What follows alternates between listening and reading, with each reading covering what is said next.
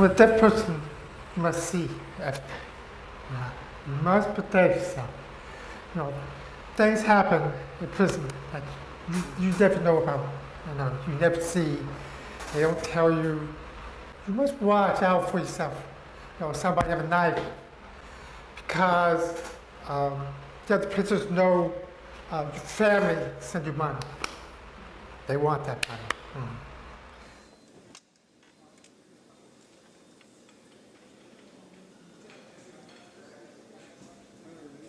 If you have shoes, they want the shoes. They want everything you have. You fight for the shower. You fight for your food.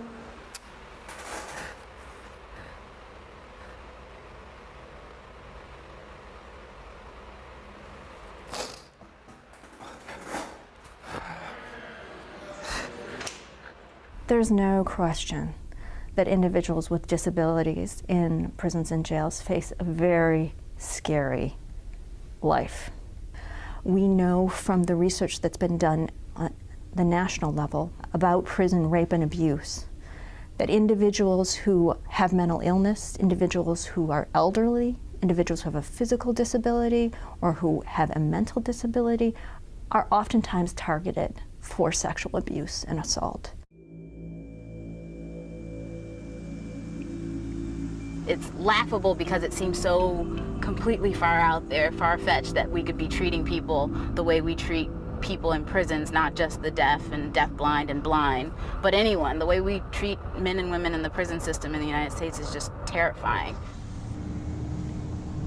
My name is Talila A. Lewis, and I am the founder and president of HEARD, Helping Educate to Advance the Rights of the Deaf. It's a nonprofit that focuses on correcting and preventing deaf wrongful convictions and deaf prisoner abuse. Yeah, you can go ahead, please. All right. Right now we have just under 300 men and women who are deaf, deafblind, hard of hearing in our database. The percentage of them that has been raped is well above 80%. Raped or abused in some manner. It's mind-blowing. One-man shower.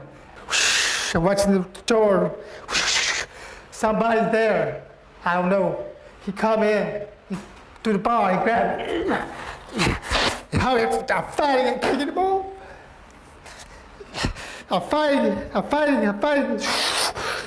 look right there. Another man coming in. Can't reach him. I pass out. When I wake up, there's blood on my face. He raped me. I shower, I finish. I come out, all the people were standing in the rail and watching. Go back to my room, all this purple, all purple, they beat me. Go back to my room, I get up in the bed, I jog. I stay there 3-4 days. I don't move, nothing. The box contains Felix's trial files from his 1983 trial. The attorney 3 times alerted the court and the state that his client could not understand, could not hear, and that he could not assist him in his trial, which is a Sixth Amendment violation. He didn't have an interpreter. He says, I didn't hear the testimony. He says, I didn't hear them say anything. So he did not hear any witness testimony. An interpreter most definitely would have changed the results.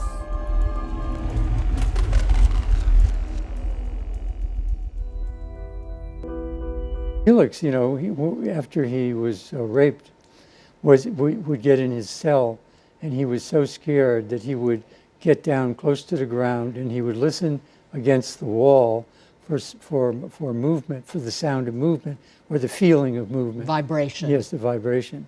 And what's so crazy about Felix is that when he was in trial, they gave him a hearing aid, and one person said that there weren't any batteries in it, and the judge said, turn up the volume. So, of course, when you turn up the volume for a deaf person, it doesn't do anything except produce noise. So, I mean, basically, He was unable to There was defend no himself, or way. there was no way he could participate.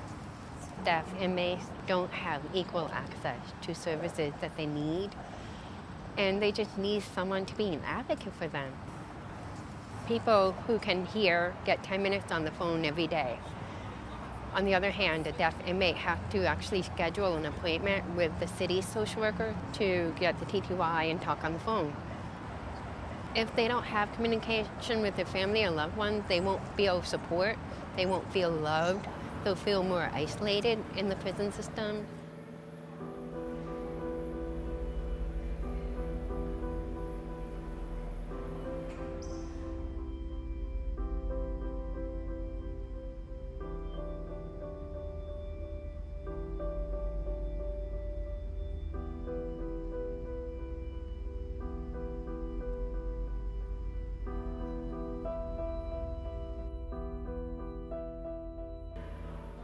Right now, she lacks the sign language interpreter to complete a program that she needs to get early parole.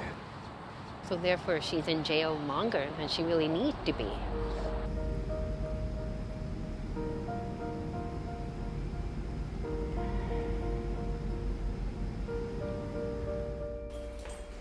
It would actually save the state money to get her out of jail sooner. Having a sign language interpreter provided for her would be a good investment.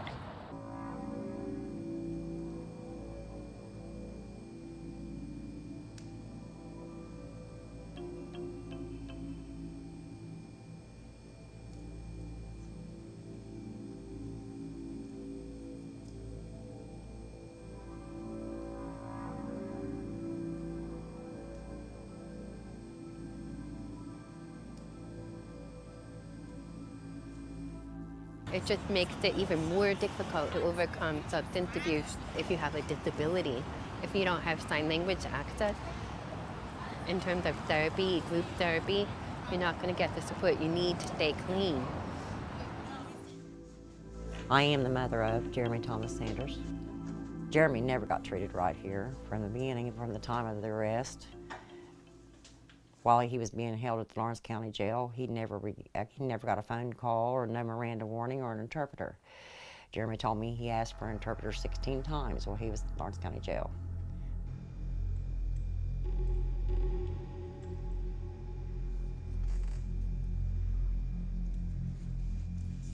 One week from incarceration, exactly 6 days, they found him hanging by a sheet.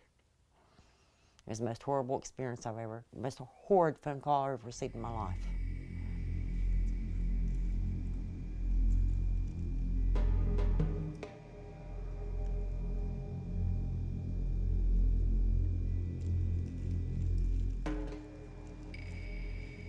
He was 42 days without a phone call. A regular hearing person is allowed to use the phone within 3 days. My son was denied use of a phone for 42 days. I want my son treated just like anybody else. I want him to have the same opportunity as a hearing person does. I want him to be treated equal in the eyes of the law. There are going to be people who suggest, look, some of these folks have been convicted of quite serious crimes, and so should there be an allowance made, should there be additional support for people who are disabled beyond what is required by the law in such rulings as we've talked about already? Absolutely, and it's not additional. People would say additional favors or things like that. It's not that. What we're asking for is equality. So the fact that a deaf person can go into a prison, a deaf or any other disabled person, go into a prison and not receive access to basic services. We're talking medical health care services, mental health services, access to mandatory classes that are required for them to even get out of the prison. Many times, the reason that they're in prison is not because they necessarily are a bad person, but because the entire system failed them. They didn't have interpreters at the time of interrogation. They didn't have interpreters during court and so on and so forth. And so we find that people with disabilities are disproportionately represented in the prison population, not because they're awful people or what have you, but because our system continues to fail them from A to Z. We appreciate your helping to bring this underreported story to light. Thanks very much for being with us, Tallulah Lewis Thanks for joining us. Thank you for having me.